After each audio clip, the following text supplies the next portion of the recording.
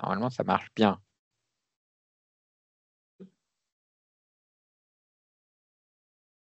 Alors, je vais recommencer. Ah là, il y a un partage, mais vous voyez vous là, j'imagine ou... Non, on voit les slides. Ah, Alors, vous voyez la on sait slide, que ça marche. Ouais, vous c'est voyez, c'est bon, ça parfait. passe? Ça C'est passe? super. Hmm. OK. Parfait.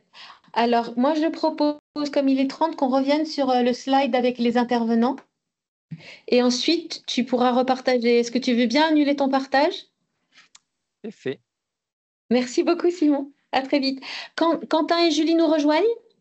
Quentin devait, mais il est malade depuis ce matin, donc il ne pourra pas nous rejoindre. Et Julie, elle avait une incertitude, on verra. D'accord, Enfin, bon, bah, elle pas n'était de pas sujet. sûre à 100%, mais voilà. Mais Quentin, théoriquement, c'était à deux avec Quentin. Très Je bien. prends juste D'accord. 2 minutes pour aller fermer les fenêtres, pas être dérangé là-dessus, mais vous pouvez lancer, hein, j'ai le son dans les Ouais, oreilles, mais dans le doute, ce sera mieux comme ça. voilà. Très bien. Alors, nous allons commencer. Oui, c'est bon. Bonjour à tous. Merci de nous rejoindre pour ce webinaire avec l'ANA. Nous allons, après une courte introduction avec notre président Bernard Saincy, puis Simon Courteville, Anna, démarrer une séance de questions-réponses. Vous êtes une centaine à vous être inscrits. Là, on est à une 38, bien 40, ça va vite. Et il est 31, donc je vous propose de prendre le temps tranquillement des arrivées. Donc, un petit mot, beaucoup d'entre vous connaissez Quentin Offert, malheureusement, il est malade, il ne sera pas avec nous. Et ce sera Simon Courteville qui répondra aux questions et fera aussi, avant tout, une petite présentation des actualités. Bienvenue, Simon. Merci d'être là. Avant cela, je vais continuer le tour de table de notre côté et je laisserai la parole à Bernard Saincy pour un petit mot. Bernard Saincy, président de Stop Exclusion Énergétique. Avec nous, Gilles Béraud, DG Stop Exclusion Énergétique et Territoire Zéro Exclusion Énergétique. Vincent Godbout, directeur du programme Territoire Zéro Exclusion Énergétique. Sont également avec nous coordinatrice du programme pour la partie diffuse, Maryse Kaouli et Pauline Roland pour la partie territoire ciblé. Et vous avez également Clara Puimayou qui s'occupe de la formation.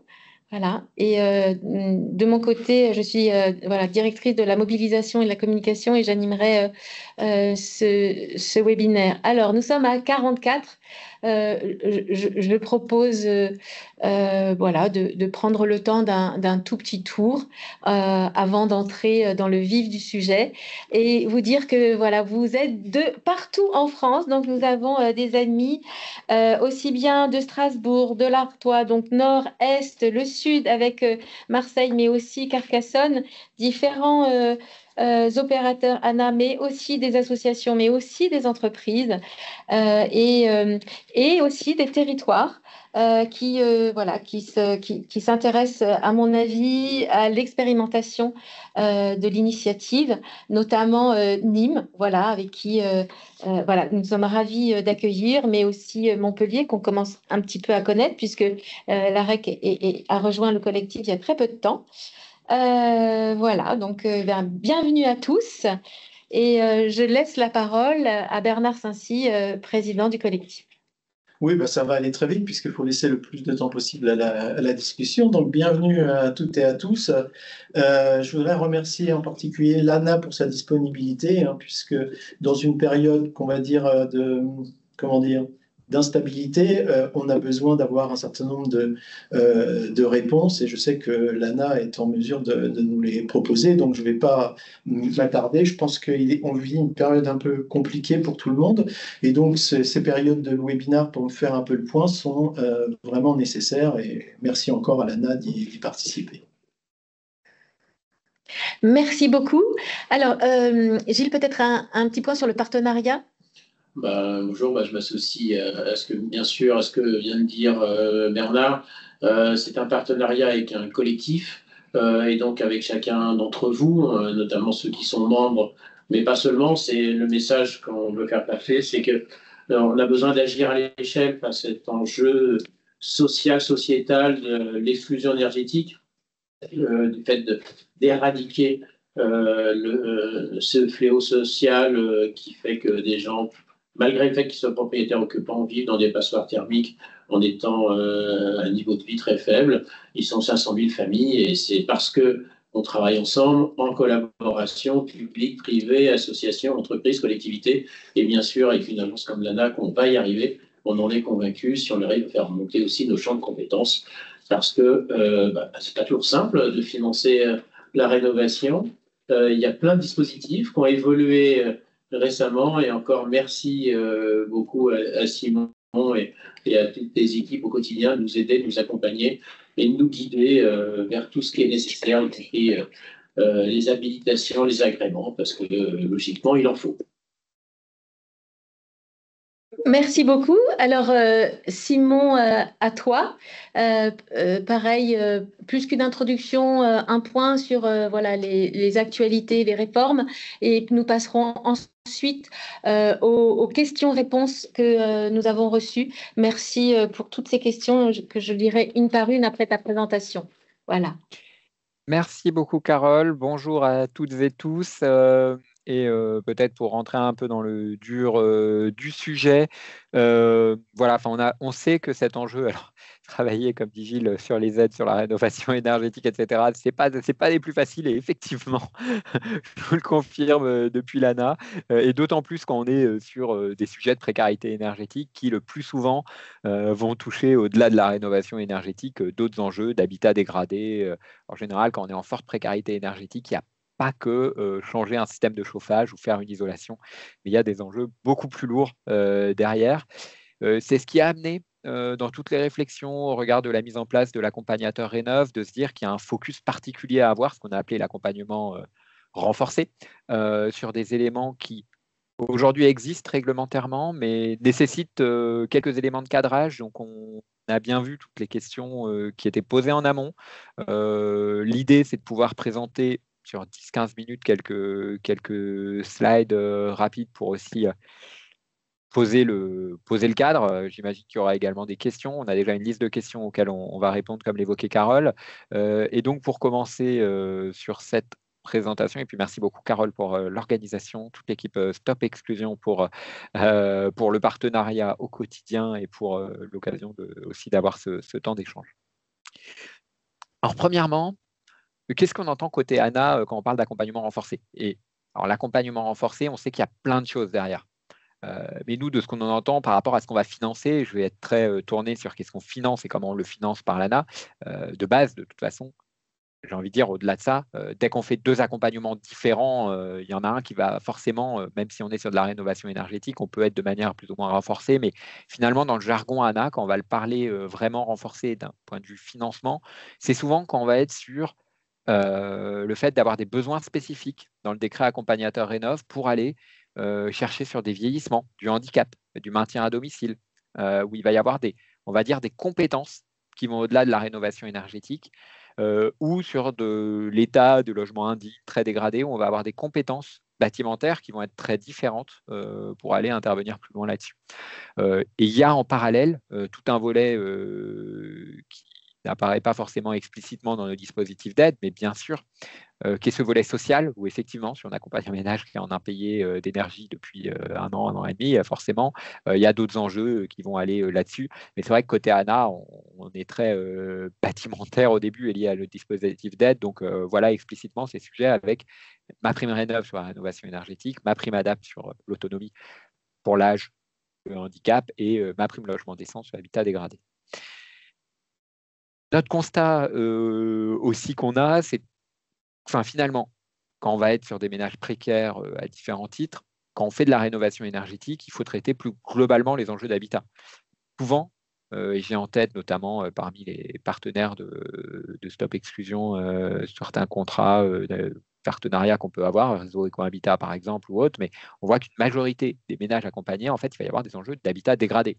humidité, dégradation structurelle, que ce soit indécence là-dessus. On peut avoir beaucoup aussi, et c'était autour de 10% à peu près historiquement des dossiers ANA, l'enjeu de cumuler quand on va aller aider des personnes âgées sur de la perte d'autonomie, par exemple. Et à l'inverse, quand on va aller traiter de l'habitat dégradé, il faut inclure l'enjeu énergétique. Et quand on va aller traiter le maintien à domicile et qu'on se lance dans un projet de travaux, l'enjeu énergétique est important à intégrer. Donc l'enjeu, c'est vraiment que l'ensemble de l'intervention sur l'habitat doit être couplé. Et c'est là où on ne peut pas être uniquement dans un cadre accompagnateur rénov classique, j'ai envie de dire, d'un ménage pour qui tout va bien, mais on va juste sur quelques points d'isolation, de la chaudière, etc. Mais l'enjeu de traiter dans l'ensemble. Pour cela, qui dit accompagnateur rénov classique, dit en fait qu'on a une intervention sur les différentes thématiques et avec les différents opérateurs que l'on peut avoir. À la fois côté accompagnateur rénov, donc avec des acteurs qui bénéficient de l'agrément accompagnateur rénov, donc l'agrément qui a été ouvert depuis l'année dernière. Et d'ailleurs, pour toutes les demandes d'agrément sur le site, sur les modalités, sur le site France Rénov, il y a tous les éléments sur comment être agréé, etc. Mais également, quand on va intervenir sur différentes aides de l'ANA, on a des cadres spécifiques d'habilitation qui vont exister et qui existent historiquement côté ANA pour intervenir sur l'habitat dégradé, sur l'autonomie. Enfin, ça ne va pas être les mêmes compétences. Je vais être hyper caricatural. Sur de la rénovation énergétique, on a besoin de quelqu'un qui sait faire un audit énergétique d'un point de vue technique, en plus de l'accompagnement financier, administratif, etc. Sur de l'autonomie, ça peut être des métiers qui peuvent être en lien, par exemple, avec des ergos ou sur l'habitat dégradé, des enjeux de connaissance de tous les cadres, finalement, liés à l'indécence des logements. Donc, en fait, l'accompagnement pour les logements, on a un peu deux cadres qu'on a mis un peu spécifiques en fonction de si on est sur de l'autonomie ou sur de l'habitat dégradé. Et souvent, quand on est sur la grande précarité énergétique, on va être, alors je commence par la colonne de droite avant celle de gauche, je suis désolé, mais les travaux pour traiter l'habitat dégradé et pour traiter la rénovation énergétique, ils vont majoritairement se recouper. On va créer l'isolation du mur, mais en même temps, on va faire en sorte qu'on traite l'humidité ou faire en sorte de résoudre les problèmes structurels. Donc, on va être sur des champs de travaux assez proches.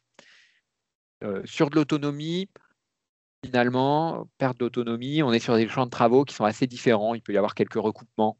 Voilà. Donc, on va être sur une logique qui va être un peu différente, où finalement, quand on va être dans de l'habitat dégradé, si on le dit rapidement, notre enjeu côté ANA, ça va être de se dire qu'en fait, l'enjeu, c'est de traiter l'habitat dégradé, et dans l'habitat dégradé, d'y inclure la rénovation énergétique.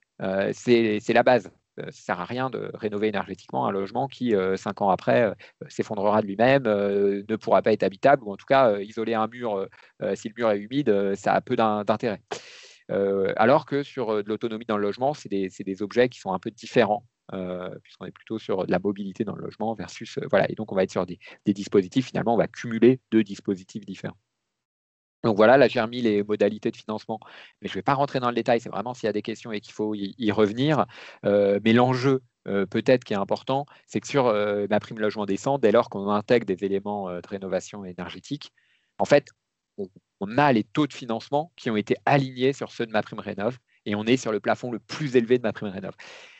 C'est-à-dire, quand on est sur de l'habitat dégradé, en fait, on va être sur les taux de financement les plus élevés par rapport au plafond rénovation énergétique qu'on a, avec cet enjeu que l'on intègre dans cet habitat dégradé également les logiques de rénovation énergétique.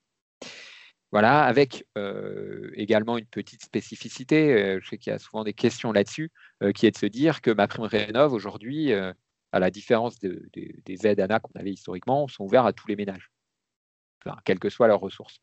Pour MaPrimeAdapt', pour MaPrime Logement Décent, on va être plutôt sur les ménages modestes et très modestes. Et d'ailleurs, quand on est sur de la précarité énergétique, on est sur des ménages aux ressources modestes. Donc en fait, pour nous, côté ANA, l'accompagnement renforcé n'a pas de sens quand on est sur des ménages de ressources intermédiaires ou supérieures. On est vraiment sur des ménages de ressources modestes et très modestes, voilà, avec une petite spécificité sur le parc locatif où le propriétaire peut être aisé, mais le locataire modeste. Et là, on a bien un enjeu à le traiter, mais voilà, sur le fait de se dire qu'on traite vraiment sur les enjeux des ménages précaires d'un point de vue ressources.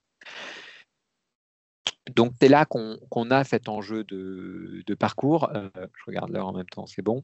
Où notre enjeu toujours côté ANA, c'est le côté France Rénov', en première ligne. Le ménage, il va s'informer, l'espace conseil France Rénov, avec cet enjeu que l'espace conseil France Rénov soit la porte d'entrée, toute thématique, rénovation énergétique, autonomie, habitat dégradé, autres, conso en copro, en logement individuel, etc. La mise en lien d'un accompagnateur Rénov, avec le cas échéant dès l'amont, le fait de pouvoir identifier si on est sur des ménages précaires pour pouvoir apporter le bon accompagnement. Mais dans le cas contraire, de toute façon, il y a cette visite du logement, il y a une grille de dégradation. Je ne vais pas rentrer dans le détail, mais j'ai mis une slide pour qu'elle puisse être transmise aussi dans la présentation, mais une grille de dégradation qui permet à travers une grille à cocher de pouvoir identifier quand on est dans un besoin d'accompagnement renforcé là-dessus, et le cas échéant, de réorienter, soit un désengagement de l'accompagnement quand on voit qu'on est sur un accompagnateur Rénov qui n'a pas les capacités d'aller faire cet accompagnement renforcé, ou d'orientation, qu'on soit dans une opération programmée mise en place avec les territoires ou dans le cadre d'accompagnement renforcé par l'accompagnateur s'il a les compétences ou dans un partenariat.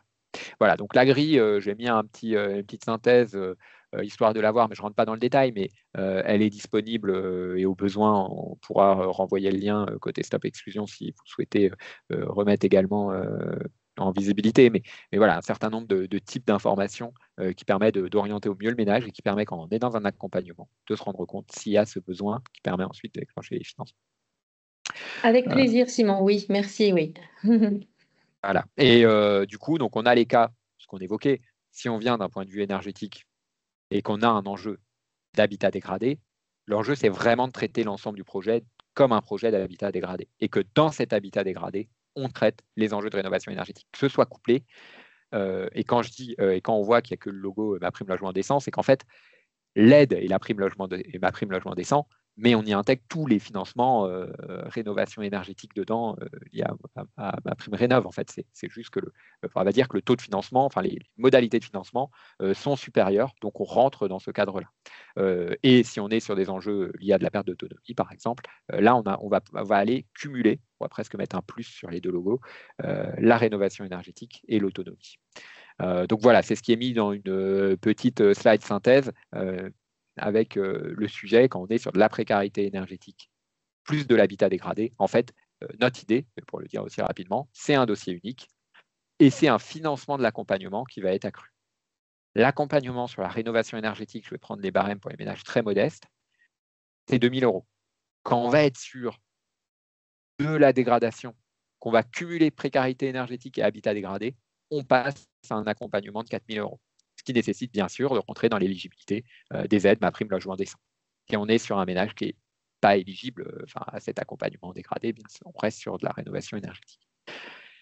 Et quand on est sur de la précarité énergétique et de l'adaptation du logement, comme ce sont des travaux différents, c'est des temporalités différentes, c'est souvent des compétences différentes, des entreprises différentes, on cumule de dossiers. Et je vais être un peu caricatural, c'est on va avoir un dossier rénovation énergétique, un dossier autonomie, chacun va vivre leur vie. Mais ce qui est aussi logique dans le sens où des travaux d'autonomie peuvent être souvent faits de manière plus rapide que des travaux plus lourds liés au bâti. Et donc, ça permet aussi de solder le dossier avant, d'avoir les financements avant. C'est souvent des acteurs différents qui font l'accompagnement. Ça peut être les mêmes, mais du coup, ça fait des financements qui se cumulent et donc on peut avoir 2 000 € plus 800 € là-dessus. Et qui fait cet accompagnement? Alors, ça peut être un acteur qui fait les deux volets, ou ça peut être deux acteurs qui peuvent être en partenariat ou en sous-traitance. Un accompagnateur Rénov qui travaille avec quelqu'un qui fait l'accompagnement renforcé, ou un acteur qui a ces deux compétences, et on en a certains là-dessus. Voilà sur les différents points, et peut-être un point sur lequel je suis revenu très rapidement, mais on va y revenir dans les questions, je pense, c'est de se dire que l'agrément accompagnateur Rénov', il a une portée nationale, il peut se demander en ligne. Pour être habilité MaPrimeLogement décent ou MaPrimeAdapt', on est plutôt là sur des habilitations départementales, donc ça nécessite d'aller faire des dossiers d'habilitation département par département. C'est en fait ce qui préexistait dans l'intervention ANA, qui sera amené à moyen terme à évoluer en termes de cohérence. Mais voilà, donc c'est pas la même. Finalement, quand on veut faire les deux, il y a deux agréments à obtenir. Enfin, il y a un agrément d'un côté pour accompagnateur Rénov' et une habilitation de l'autre côté. Voilà, Carole, et je ne sais pas, peut-être, est-ce que tu veux que je garde le partage ou que je te rende? Alors, non, sauf si tu penses que par rapport aux questions, tu peux repartager une slide spécifique, mais je pense que, voilà, là, c'est Je l'ai coupé et au besoin, je pourrais le remettre. Parfait, parfait. C'est tout à fait l'idée. Merci beaucoup. Alors, je vais lire les questions telles qu'elles nous ont été transmises, thématisées néanmoins. La première des questions sur justement mon accompagnateur Rénov et mon accompagnateur Rénov renforcé. Quelle marche à suivre pour qu'un opérateur devienne MAR? Alors, pour devenir mon accompagnateur Rénov, alors j'ai une slide en question où il y a le lien, mais c'est pas grave, ça pourrait être mis dans la présentation. Oui. Pour être mon accompagnateur Rénov, il y a une plateforme en ligne. Et sur le site France Rénov, donc france-rénov.gouv.fr, en allant dans les onglets relatifs à mon accompagnateur Rénov, il y a une page qui s'appelle Devenir mon accompagnateur Rénov. Et dedans, il y a un guide qui explique tout la procédure. Alors, de manière un peu rapide, sur les quelques principes, Oui, pour être merci. accompagnateur Rénov, donc c'est un agrément qui va être national. La plateforme permet de déposer le dossier et de suivre le projet. Donc il y a un certain nombre de pièces dans ce dossier, je ne vais pas les lister là, mais qui peuvent aussi dépendre du statut pour des architectes ou pour des acteurs publics. Il y a moins de pièces que pour des auditeurs énergétiques, par exemple. Et donc le délai d'instruction est de 3 mois de la demande et l'instruction va être réalisée en fonction de votre siège social par les services de l'État localement qui vont faire l'instruction là-dessus. Et donc, dans cet agrément, une fois qu'on a l'agrément, on peut intervenir nationalement. Néanmoins, on vous demande quand même de nous dire où est-ce que vous souhaitez être référencé pour que dans l'annuaire, quand un ménage cherche un accompagnateur Rénov, il ait bien les personnes en capacité d'intervenir chez lui et pas à la liste de tous les accompagnateurs qui interviennent en France, etc. Donc, il y a un sujet de référencement là-dessus. Et peut-être le dernier point, qui peut déposer une demande? Il faut être soit, alors ça peut être une collectivité, ça peut être un espace conseil France Rénov, ça peut être des opérateurs qui intervenaient historiquement auprès de l'ANA dans des opérations programmées ou qui avaient des agréments spécifiques sur l'ingénierie technique, sociale, financière. Voilà. Ça peut être des architectes, je crois que je l'ai dit, des auditeurs énergétiques. Voilà, l'ensemble en fait, en général, les acteurs, soit ils se reconnaissent en étant architectes ou espace conseil ou collectivité ou opérateur historique de l'ANA, soit en fait, la porte d'entrée, c'est d'avoir la qualification auditeur énergétique et donc d'avoir la qualification RGE qui va avec. Merci beaucoup. Peut-être un petit élément complémentaire sur la notion de délai que ça peut prendre. Est-ce qu'on parle de mois, de semaines, de... Alors, il y a le délai de montage du dossier, alors ça qui ne dépend pas de l'ANA, mais il y a quand même un dossier à réaliser, ça peut prendre un peu de temps là-dessus. Après, l'instruction, théoriquement, c'est 3 mois. Ça peut être un peu plus long de temps en temps au regard de la charge ou au regard aussi des avis que les services doivent demander dans le cadre de la procédure. Donc, ça peut arriver que ce soit plus long, mais le délai est de 3 mois. En moyenne, on est en dessous des 3 mois. Voilà, mais vous inquiétez pas, si au bout de 3 mois et 15 jours, vous n'avez pas d'avis. On sait que des fois, ça peut traîner un peu. Il peut y avoir un peu de dérapage sur les calendriers et le cas échéant, il y a un onglet aussi de chat pour échanger avec le service instructeur sur la plateforme. Ah, ça c'est précieux. Parfait. Alors, tu as évoqué le sujet, mais encore une fois, la répétition fait partie de l'exercice de clarté. Tellement nécessaire aujourd'hui. Y a-t-il des limites géographiques par rapport à l'agrément, par rapport à l'habilitation? Alors, l'agrément, ce que j'évoquais, une fois qu'on a Oui. l'agrément, on peut intervenir partout en France. Néanmoins, on vous demande d'indiquer un périmètre de référencement pour pouvoir mettre dans l'annuaire. Et enfin, quand on demande d'indiquer, c'est on instruit également ce périmètre de référencement parce qu'on a plein d'acteurs qui nous demandent France entière alors qu'ils sont 3 personnes situées, je vais caricaturer, à Brest en nous disant France entière. On se dit non, on n'a pas envie que la personne à Marseille qui cherche un accompagnateur Rénov voit la personne qui est à Brest et qui pourra objectivement pas faire l'accompagnement. Donc notre enjeu est d'avoir un annuaire qui soit quand même pratico-pratique pour trouver les acteurs. Donc ça, c'est pour l'accompagnateur Rénov. Donc on peut intervenir nationalement, mais avec ce logique de référencement d'annuaire. Pour l'habilitation, c'est département par département. Et donc, il faut faire les demandes dans l'ensemble des départements dans lesquels on souhaite être habilité. D'accord. Et si mise à jour, si extension, si recrutement, la mise à jour est simple ou on reprend des délais? Sur l'habilitation, il va falloir, comme c'est département par département, aller voir les nouveaux départements. Pour les sujets relatifs à MAR pour être ajoutés dans d'autres territoires sur l'annuaire, on est en train de finaliser les processus. Enfin là, l'enjeu début d'année a été d'agréer, donc on commence à être confronté à ce point. Donc on n'a pas encore les éléments totalement communiqués aujourd'hui, mais en tout cas, ça va être une demande complémentaire pour justifier la capacité à intervenir.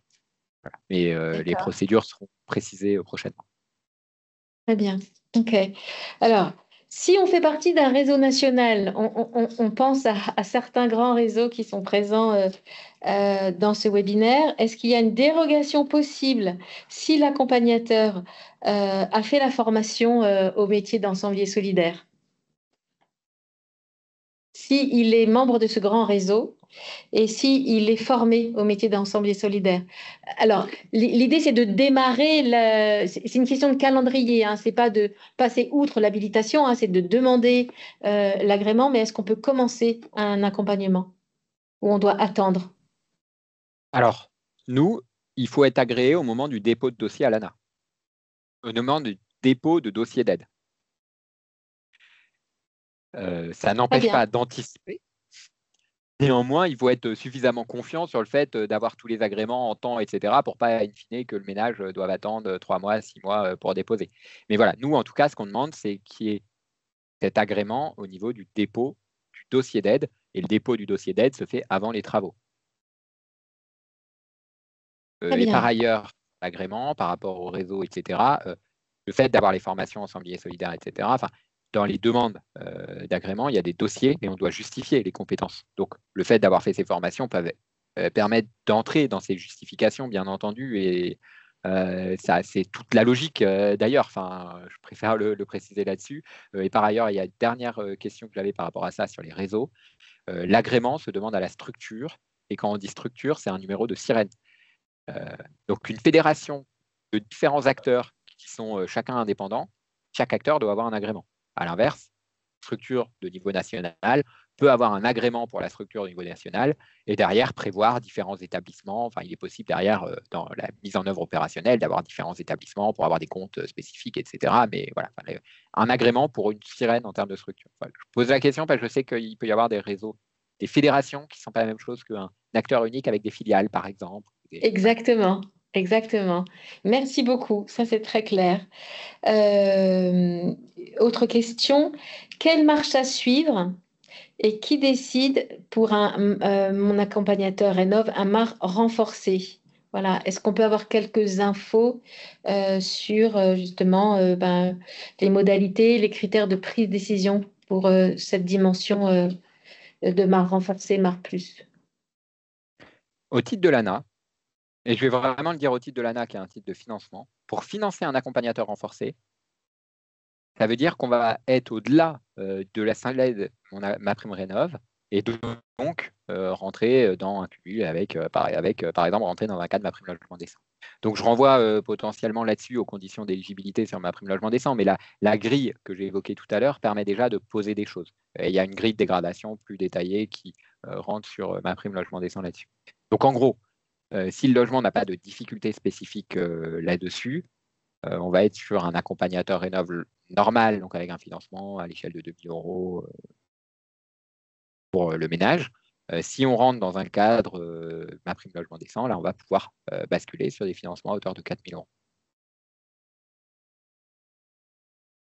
Merci beaucoup. Alors là, on va rentrer dans des questions sur les demandes d'avance. Questions financières et spécifiques au territoire zéro exclusion énergétique, hein, notamment. La demande d'avance au titre de l'ANA avant travaux est faite par mon accompagnateur Rénov'. Une fois la notification reçue de l'ANA de l'acceptation du dépôt de dossier, cela augmente les délais d'instruction. Hein. Est-ce qu'il est possible pour les dossiers dans les territoires zéro exclusion énergétique au moins, précise la question, de pouvoir faire la demande d'avance au titre de l'ANA en même temps que le dépôt de dossier? Si le dossier est bien complet, bien ficelé, est-ce qu'on peut glisser la demande de pré-financement en même temps? Aujourd'hui, notre cadre réglementaire et outil est tel qu'il est et on ne peut pas avoir une dérogation au titre des territoires. Voilà. Donc, il est tel qu'il est. On voilà, on a les limites et je pense que même pour avoir des arbitrages d'exception, etc., je ne suis pas sûr que le cadre politique nous permette d'en avoir un à très court terme, pour être honnête, si jamais même on voulait l'ouvrir. Donc voilà, aujourd'hui, le cadre est celui-là. J'en profite pour ceux qui ne connaissent pas forcément les demandes d'avance. On va publier dans les semaines qui viennent, je ne m'engage pas sur des dates, un document un peu sur comment déposer les dossiers MaPrimeRénov' sur le parcours accompagné, où justement, on précisera ce qui est attendu pour les avances, parce que je pense que tout le monde ne doit pas forcément avoir l'ensemble des éléments à l'esprit. Très bien, merci. On attendra avec impatience ce document. Voilà. Et on le partagera.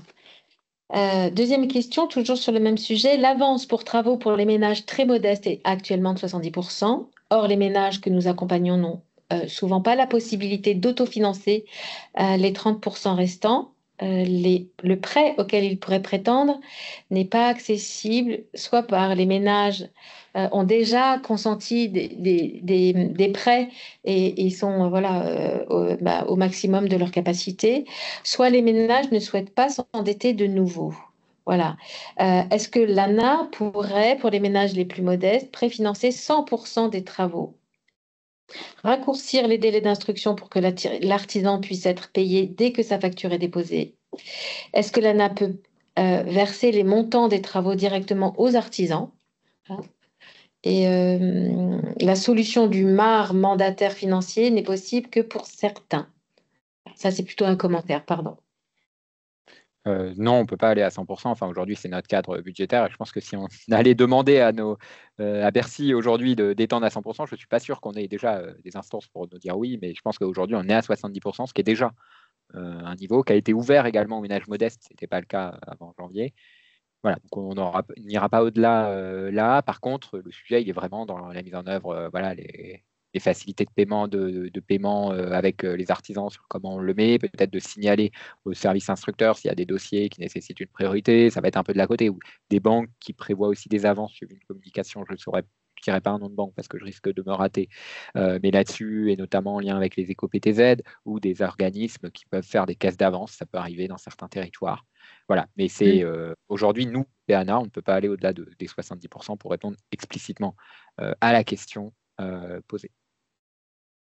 Très bien. Alors, une question plus pratique sur les modalités. Pour les ménages à revenus modestes et très modestes, dans quelle mesure un opérateur mandataire peut bénéficier de la demande d'avance? Alors, il peut y avoir des mandataires financiers, ce qu'on appelle les mandataires financiers, donc qui vont pouvoir percevoir les aides au titre de ménage, donc avec l'objet d'un mandat. C'est possible. C'est à regarder au moment où on dépose le dossier et à voir avec le service instructeur localement.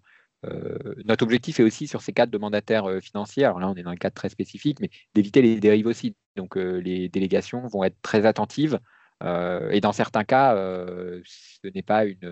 c'est une possibilité, mais ce n'est pas une obligation de l'ANA de délivrer des avances aux mandataires financiers.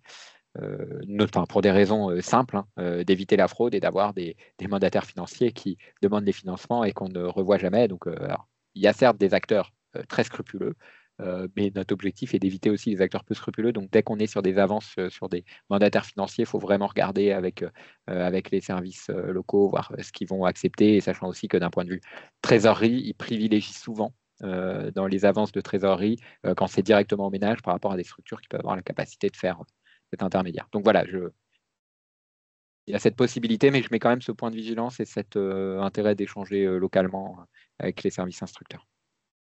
Merci. Alors, autre question. Prévoyez-vous la possibilité de cumuler MPLD et mon MPR parcours accompagné? Donc, MaPrimeLD, logement décent, j'imagine indécent. C'est ça, MaPrimeLogement décent. Ouais. Alors non, ce n'est pas un cumul des financements. L'ensemble des travaux est intégré dans MaPrimeLogement décent, qui en fait est sur les mêmes pourcentages d'aide que MaPrimeRénov' et en plafond de travaux et au niveau le plus élevé de MaPrimeRénov'. Donc l'objectif, c'est d'y être là-dessus. Alors, je sais que les travaux peuvent être encore au-delà là-dessus, mais en tout cas, l'objectif a bien été de le poser comme ça. Et donc non, ce n'est pas un cumul, mais en fait, administrativement, le dossier est financé dans le cadre de MaPrimeLogement décent, y compris sur son volet énergétique. Oui, et ça, c'est un des slides d'ailleurs que tu as partagé sur un des tableaux extrêmement bien fait, extrêmement complet. Si jamais tu voulais le repartager, n'hésite pas. Donc, MaPrimeLogement décent est-elle accessible aux bénéficiaires d'un prêt à taux zéro de moins de 5 ans?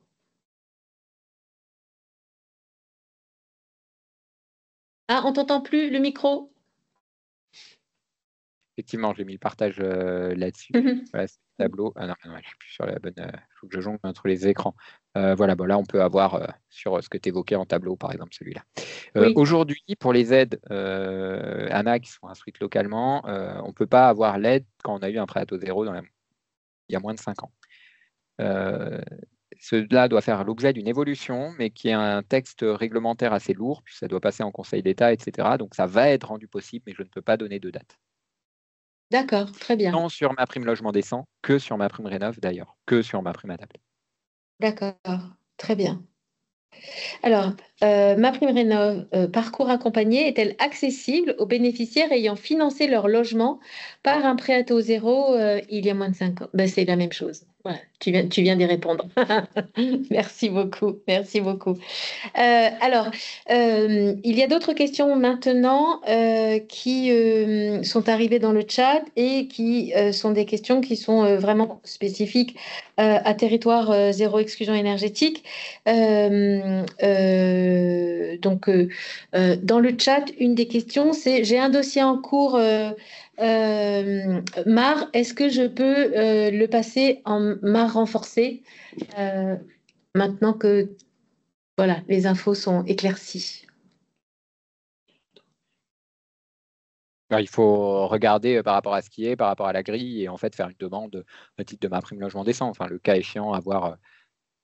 Je ne sais pas où en est le dossier, mais avoir en fonction d'où on en est, si c'est déposé ou non, et de voir s'il peut être éligible à MaPrimeLogement décent, mais ça nécessite aussi qu'il y ait un accompagnement avec quelqu'un qui a bien l'habilitation au titre de l'habitat dégradé également pour pouvoir déposer le dossier. Donc voilà, difficile de répondre là comme ça à un cas spécifique Oui. sans avoir les éléments. Oui, en fait, la question posée, c'est le dossier a déjà été déposé.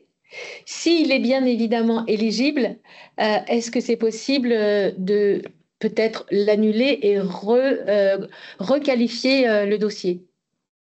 Alors déjà, je pense qu'il faut vérifier que ce soit bien éligible, voir Oui. également s'il y a un intérêt d'un point de vue financement de travaux pour le bénéficiaire, parce que finalement, les taux de financement sont les mêmes. Donc au-delà des questions de plafond, le plafond peut être plus élevé. Donc s'il est dépassé, à regarder. Ça, c'est la deuxième chose. Et la troisième chose, c'est de regarder avec le service instructeur en question. D'accord. Là, je ne peux pas répondre sur un cas hyper particulier, mais de voir avec le service instructeur en question.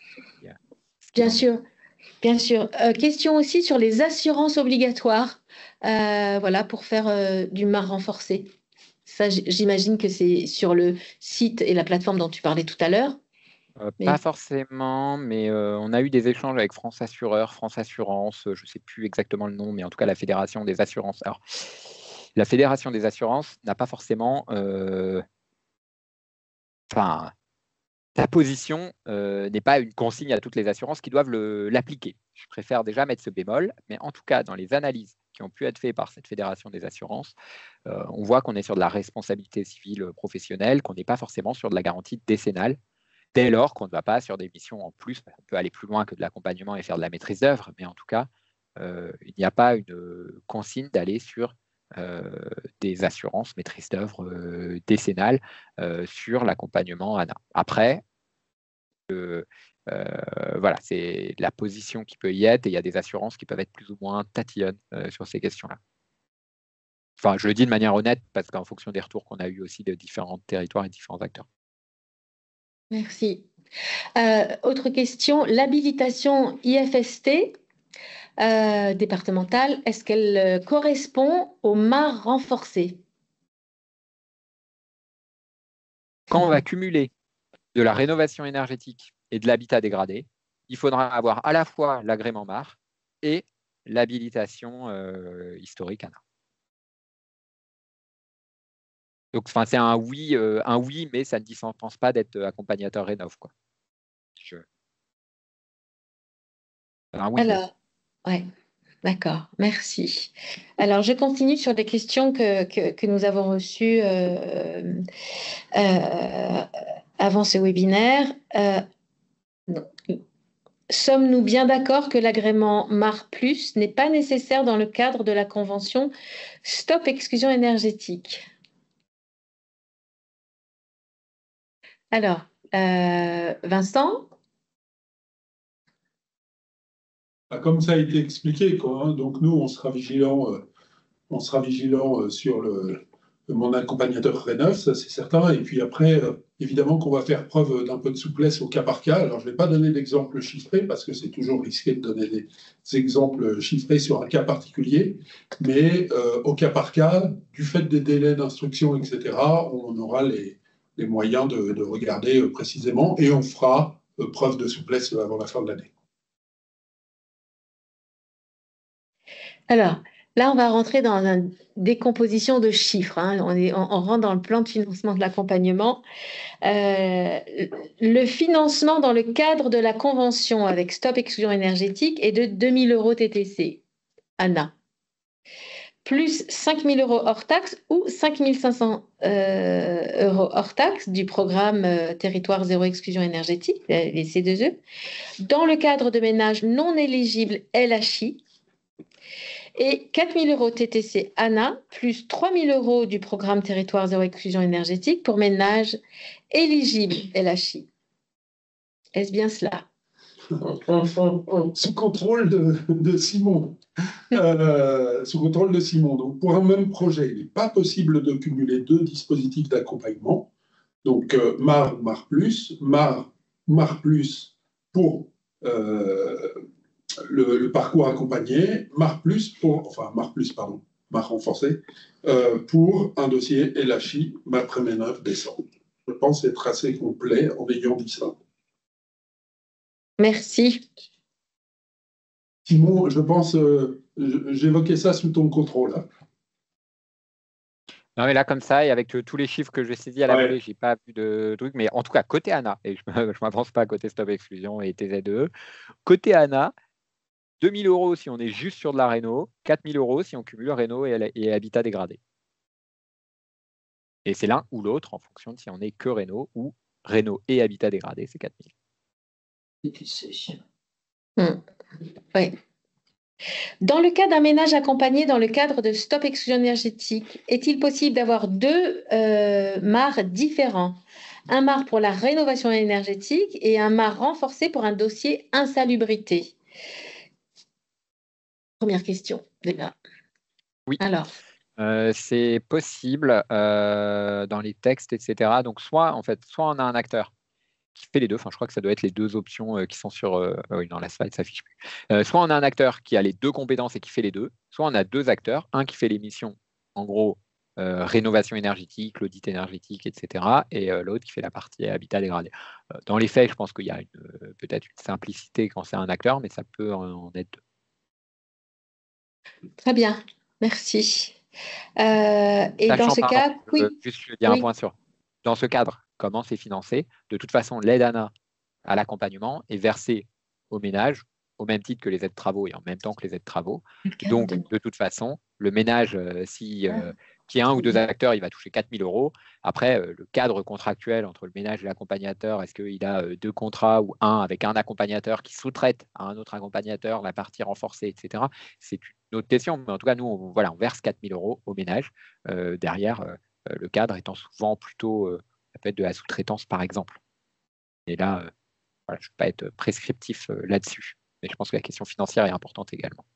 Absolument, et c'était la suite de cette question-là. Voilà, quel est le financement ANA dans ce cas-là? Bon, ben voilà, parfait. Et je pense que ça apporte de la clarification. Dans le cadre des ménages accompagnés par Territoire Zéro Exclusion Énergétique, l'AMO est pris en charge totalement, une partie par l'ANA, une partie par le programme, et le ménage ne paie rien, pas d'avance, pas de frais. Or, il faut envoyer une facture à l'ANA pour que la rétribution puisse se faire au titre du MAR ou MAR renforcé. Quelle facture envoyer puisque le ménage n'en signe pas? Alors, qui veut répondre? Voilà, moi, j'aurais tendance, encore une fois, hein, sous contrôle de Simon, mais aussi par rapport à ses propos de tout à l'heure sur la question des mandataires financiers et du point de vigilance que va avoir l'ANA sur le sujet, quoi. Mais, donc, si l'opérateur n'est pas mandataire financier, c'est le ménage qui touche la part ANA du financement. Et donc, il faudra établir un contrat, puis une facture entre le ménage et l'opérateur pour que ce dernier puisse recevoir son complément de rémunération. Cette opération est neutre financièrement pour le ménage, bien entendu. Ta réponse me va très bien et me paraît être la plus simple, c'est-à-dire qu'il y a bien un contrat qui mentionne 2 000, 4 000 euros le cas échéant, quitte à n'appeler les fonds au ménage qu'une fois la prestation réalisée, etc., pour s'assurer qu'il soit bien payé. Mais en tout cas, c'est une solution qui me paraît bien tenir et en tout cas la plus opérationnelle par rapport au financement qu'on a du côté ANA dans les dossiers. Enfin, si on a un contrat à 0 euros, il y aura 0 de subvention marque, quoi, pour le dire autrement. Donc, cette solution permet de répondre à ça.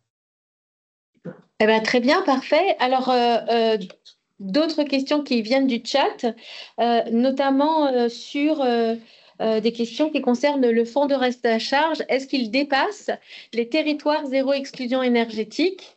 Alors là, je peux répondre oui. Le fonds du reste à charge est absolument à disposition de tout le territoire national français, et y compris outre-mer, ultramarin. Voilà. Et donc, ce n'est pas restreint à l'approche des territoires zéro exclusion énergétique, qu'elle soit diffuse ou ciblée. Voilà. Alors, autre question du chat. Le point d'entrée aujourd'hui, France Rénov', est-ce qu'il va y avoir des changements en 2025 avec le service public rénovation habitat? Est-ce qu'on a des infos?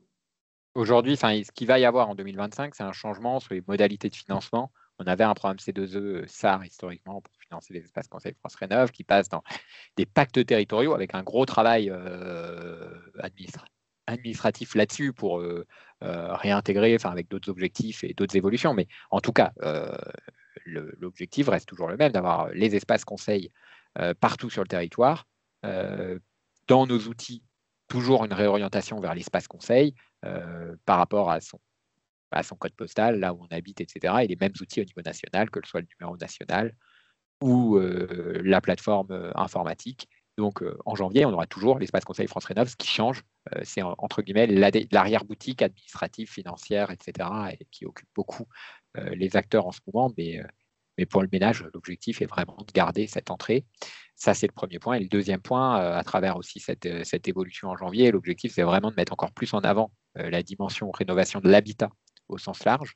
Et donc, d'avoir aussi, là où sur France Rénov', ça a été construit historiquement sur des acteurs plutôt rénovation énergétique, de pouvoir élargir ce conseil de manière dans tous les parcours, dans toutes les formations, etc., à l'ensemble des enjeux de l'habitat. Donc d'avoir des espaces conseils qui est, ça beaucoup l'ont déjà, hein, mais qui est vraiment cette expertise sur la rénovation énergétique, sur l'autonomie, sur l'habitat dégradé, sur des questions au sens large de rénovation de l'habitat. Merci. Alors, une question qui est vraiment liée au contexte politique récent et aux craintes que beaucoup ont partagées récemment. Est-ce qu'il serait possible, je vais formuler la question autrement, pas telle qu'elle est posée, mais par rapport justement au cadre qui vous est donné par décret, par loi, quelle est la stabilité, la durée des programmes annoncés? C'est-à-dire, voilà, MAR renforcé, ces chiffres, ces financements, ils ont une date de début. Est-ce qu'ils ont une date de minimum vie, comme on parle en milieu informatique, ou est-ce qu'il y a un risque que ça puisse disparaître aux prochaines élections? Est-ce qu'il y a un risque que le budget soit supprimé? Voilà. Alors, Enfin, d'un point de vue politique, vous comprendrez bien que je ne me positionnerai pas sur quelles pourraient être les consignes politiques d'un éventuel gouvernement qu'on n'a pas encore. Donc aujourd'hui, j'ai autant de visibilité que vous sur les futurs, le futur cadre politique et les futures consignes qui pourraient être passées à l'ANA par les ministres de tutelle que l'on attend encore. Non, très bien, mais alors la question, c'est que sur ces budgets annoncés, est-ce que c'est budget à 1 an, Ces budget à budgets 2 sont ans, 3 ans votés. comme l'a dit l'UFC? Ouais. Ces budgets sont votés dans les conseils d'administration de l'ANA. Voilà, c'est le seul. Et le budget est voté dans les conseils d'administration de l'ANA tous les ans et les lois de finances ont lieu tous les ans.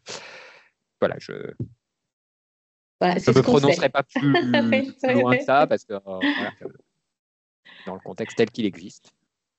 Très bien, merci beaucoup. Alors, en tout cas, on a fait le tour de toutes les questions qui nous ont été envoyées. Ça, c'est un grand merci. Des petites questions de compréhension sur certaines slides. Et je ne sais pas si, Simon, je pense que tu as accès à la dimension conversation pour regarder si certaines te paraissent voilà, plus pertinente en termes de complément d'information. Je voulais reprendre la question de Lydie Millet des Compagnons Bâtisseurs sur la slide numéro 11. Il est précisé que le financement MPR plus MPA à 2800 €. Si l'un des critères pour déclencher l'accompagnement renforcé est décelé, est-ce que l'accompagnement MAR renforcé à 4000 est toujours possible? Micro. Ah oui, Simon, ton micro.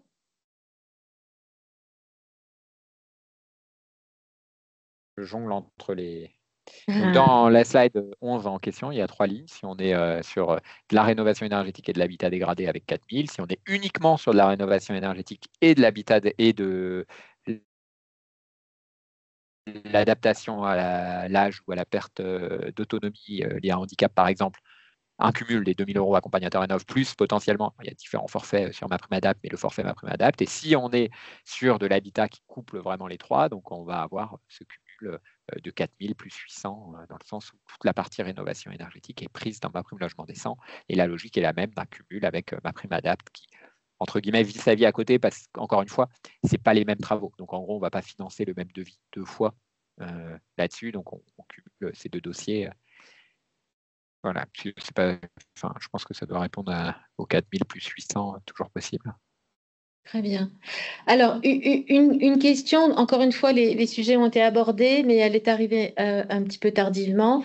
C'est un opérateur qui a un dossier MAR en cours d'agrément qui souhaiterait ajouter la demande pour le MAR renforcé. Doit-il redéposer un tout nouveau dossier, sachant ou attendre une réponse, sachant que la demande initiale a été déposée fin 2023?